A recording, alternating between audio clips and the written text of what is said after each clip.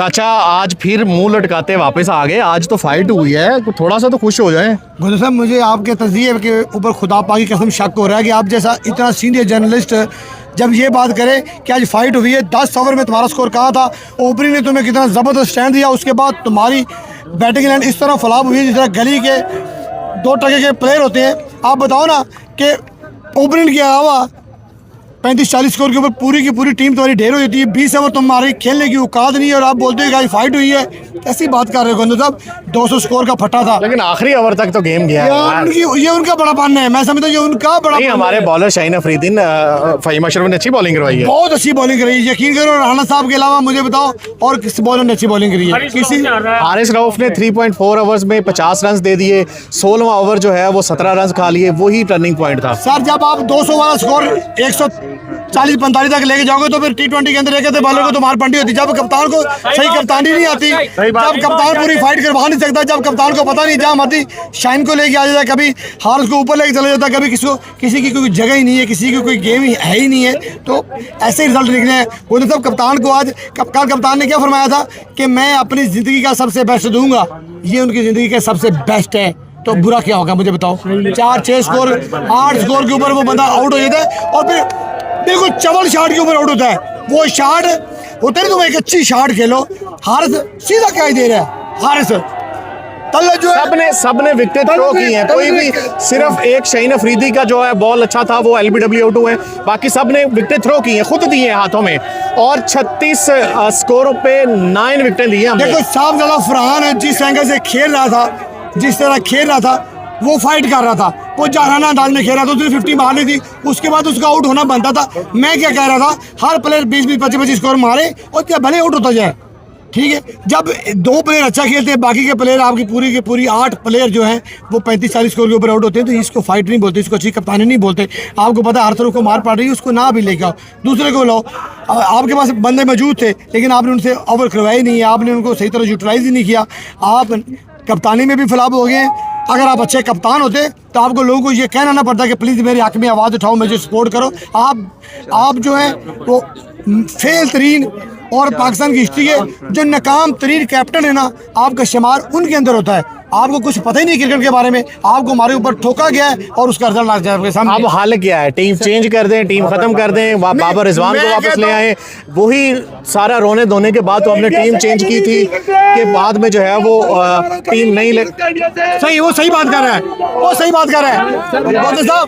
जब हमारी टीम अच्छा नहीं खेलेगी ना तो वो बात करेंगे, उनका हक बनता है, वो जीते हुए हैं। हमें बड़े दिन से इस चीज़ को बर्दाश्त करना होगा, हमें ये चीज़ें सुननी होगी। अगर हम जीत के आते, बताओ किसकी औकात और जुर्त होती कि यहाँ पे इस तरह की बात करते। जब हमारी टीम अच्छा परफॉर्म नहीं करती, जब वो खेलती नहीं है, तो हम शर्मिंदगी के अलावा हमारे पास और क्या है भाई? आप कैप्टन को तो ना कहें ना, तो कैप्टन आपको पता ही नहीं है, एक अच्छा कैप्टन वो किस तरह टीम को यूटिलाइज करता है। कैप्टन को जिसकी खुद फॉर्म नहीं लगी हुई, जिसको पता नहीं फील्डिंग कहाँ खड़ी करी, जिसको पता है उसे ना, 1 मिनट बताओ इसको। मैच का प्रॉब्लम इधर से बन गया। मोहम्मद नवाज को सलेमान आगा ने 1 ओवर दिया।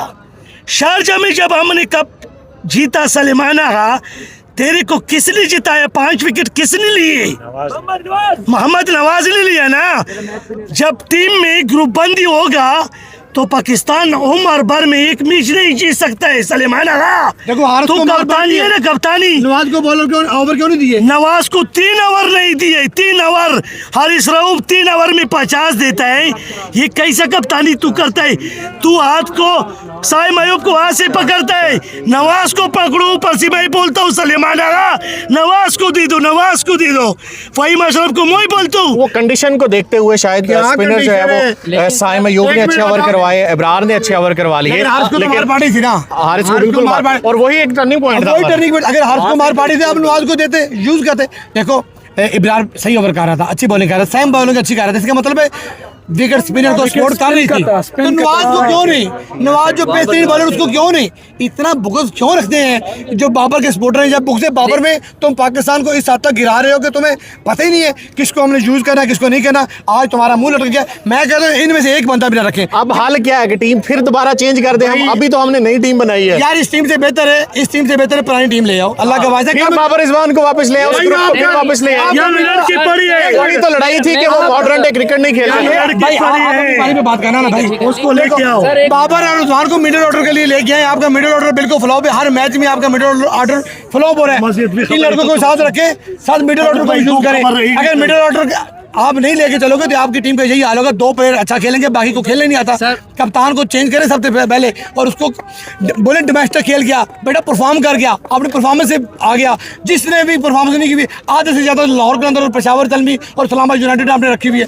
टीम क्या है सर, एक टेस्ट इनका लाजमी रखें, साइकोलॉजिकल टेस्ट एक लाजमी रखें कि नफसियाती तौर पे जो भी स्किल अपनी जगह है, प्रैक्टिस और स्किल अपनी जगह है, लेकिन जो नफसियाती तौर पे ये आखिरी 10 बालों पे क्यों हिम्मत हार गए थे? आखिरी 10 बालों पे ये, मैं इनकी बॉडी लैंग्वेज देख रहा हूँ, आखिरी 10 बालों पे इन्होंने कंसिडर कर लिया कि हम हार गए। आखिरी बॉल तक ये क्यों नहीं लड़े? कहाँ से लेके आएंगे वो? तो कोई अच्छा बॉलर होता तो 10 रन भी डिफेंड हो सकते थे 6 बॉल पे। सर मैं कह रहा हूँ कि सर नफसियाती तौर पे मजबूत नहीं है, आखिरी बॉल तक लड़ने की स्पिरिट होनी चाहिए। जिस तरह इमरान खान आखिरी बॉल तक लड़ता था, हार मानता ही नहीं था, बहुत नफसियाती टेस्ट इनका होना चाहिए। स्किल के अलावा हर जो प्लेयर ब्रेव है, जिसके अंदर दलेरी है, ये टेस्ट होना चाहिए कि ये कहाँ दिल छोड़ जाता है, कहाँ ये डर जाता है।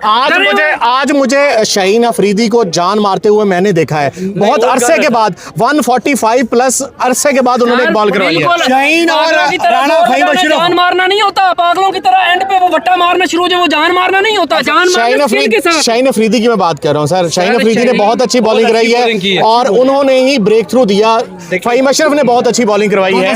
जब तक तुम्हारे अंदर टैलेंट नहीं ना होता, जब तक तुम यहाँ से मजबूत नहीं होते, जब तक तुम दिमागी तौर पे इस अज़म से मैदान में नहीं ना उतरते कि जो मर्जी हो जाए, जैसे मर्जी हालात हो, मुझे जीत के लिए आज मैदान में उतरना है, मैं आखिरी बॉल तक लड़ूंगा जीतने के लिए। और ये एक मिनट, ये कॉन्फिडेंस कौन देता है? आपका कैप्टन देता है। वो आपको बोलता है कि हारिस, फहीम, फला फला फला, तुम लोगों ने लड़ना है और तुमसे बेहतर पूरे पाकिस्तान में कोई नहीं है, तुमसे अच्छा कोई नहीं है, हर बंदे ने अपना 100% देना है। और ये हमारे उनको बोलता तारिक बिन ज़ियाद बनो, इसके अगर तुम हारते हो तुम्हारा सारों का फ्यूचर दांव पे लग जाएगा। तुम लड़ो पाकिस्तान के लिए, फ्यूचर को छोड़ो। इस इधर होता है कि हर बंदा अपनी 50 मारता है कि मैं तो अगले 10 मैचों के लिए पक्का जो, बाकी पूरी टीम जाए खड्डे में।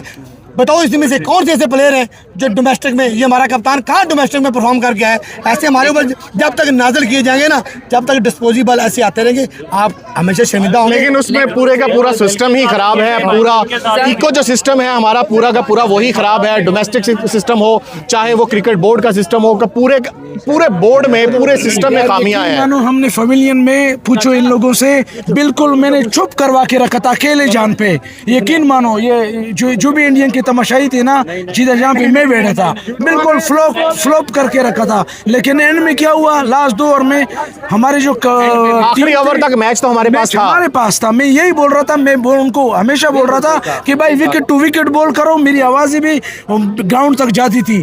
और इनको क्या, मोहम्मद हारिस ने जो गलती की ना, उनको मैंने आवाज़ भी दी कि भाई आपने विकेट नहीं देना है, एंड टू एंड तक जाना है।